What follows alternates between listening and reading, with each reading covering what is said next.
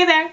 I'm Sarah and welcome back to Everyday Consent. Today I want to talk about a pretty integral part of having a good consensual dialogue between sexual partners, which is the beginning. You can't have a good consensual dialogue until you start the conversation. I'm going to share some of my thoughts, experiences, and struggles with starting those conversations about consent and setting the tone and norms for my relationships. I'd like to make clear that, like a lot of the topics I'll be making videos about, we will not be finished with this topic at the end of this video. But I wanted to get us started thinking about this concept early on in the progress of the channel. When I think about my level of communication in various relationships, I often become frustrated with myself at how inconsistent it's been. I started having sex quite a few years ago, and I've of course learned a lot in that time. I've become more self-aware and completely convinced that I should be communicating with my partners as clearly as possible. And I've gotten much better at actually doing that, but I find it absurd how many steps back I've taken even as I've been improving. For example, I was in a relationship for about 8 months or so, and in that relationship we were as brutally honest and open as possible and worked very hard to maintain that openness. We were both very conscious of it, and I was very proud of it. But even after that really communicative relationship,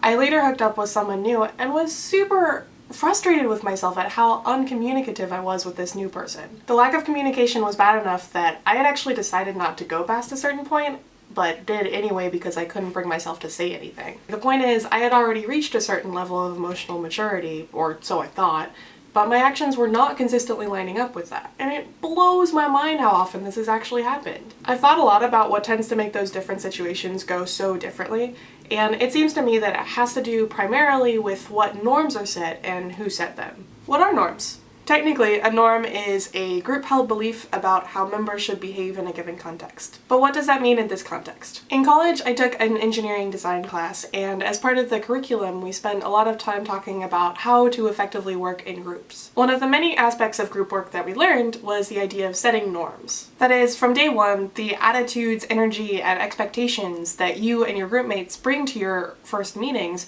can and often do become habit and set the tone for the rest of your time together. This can be a good thing, a bad thing, or anything in between. For example, if for the first couple of times that your group meets, one team member is consistently showing up late without some extenuating circumstance, then this might set the norm that your meeting times are not a hard line that must be respected, and other team members might start showing up late. Whereas if instead, early on, one or more group members had made clear that, hey, our time is limited, please respect that and show up on time, then that sets the norm that your meeting times are hard lines that need to be respected, and you as a team member will be held accountable if you show up late. In both of these cases, what happened was the team members came to an agreement, either conscious or subconscious, about what was or was not acceptable behavior. Also in both of these cases, you'll note that any of the team members was capable of changing what norm was being created simply by speaking up. What this means is that anyone in the group has a lot of power to decide how the rest of the project might go, especially if they are aware of that power. Now, I think we can agree this is not just applicable to engineering group projects.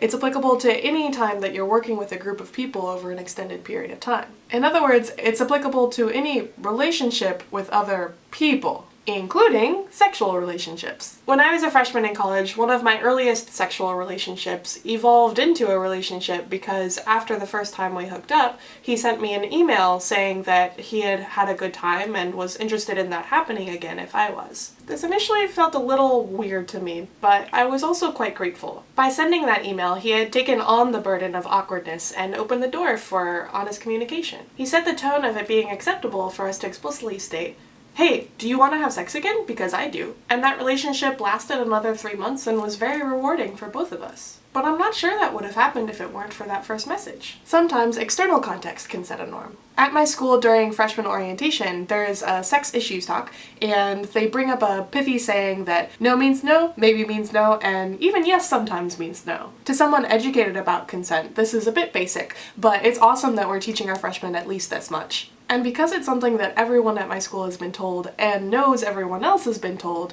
it's sometimes useful to use as a transition to talking about things like consent. This actually happened when I first started seeing the ex that I mentioned earlier, the one that I had the good communication with. I had been telling him how my relationship with sex was in a weird place and how I was a little bit conflicted about having sex with him. he immediately said, maybe means no. And that was that. We didn't have sex that night or for a while after, and that moment alone really helped me build my trust in him. And to me, it was one of the defining moments that led to us having such a good line of communication from then on. In my less communicative relationships and encounters, there has been no such defining tone-setting moment. It often feels like there's this fog of pretense and guardedness that we haven't quite pushed through yet. At this point, you might have noticed an unfortunate trend that I became aware of not too long ago. That is, in all of the scenarios I just mentioned, the person that set the tone was not me.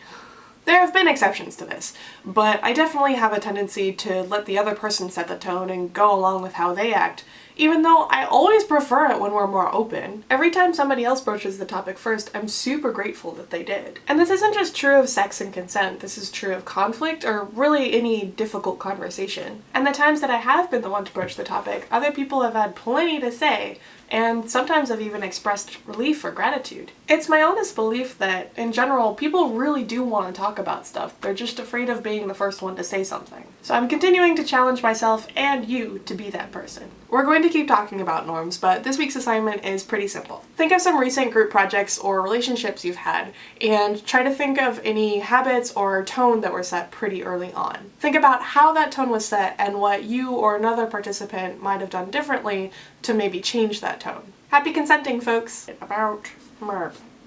MERP. It's about MERP. Everything's really about MERP.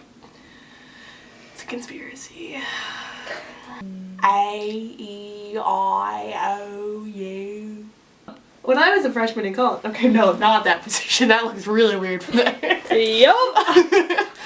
And you're like, and Sarah, now you're experiencing what your friends experience. No, I liked the blinders. Sexual. Sexual. It was sexual in nature.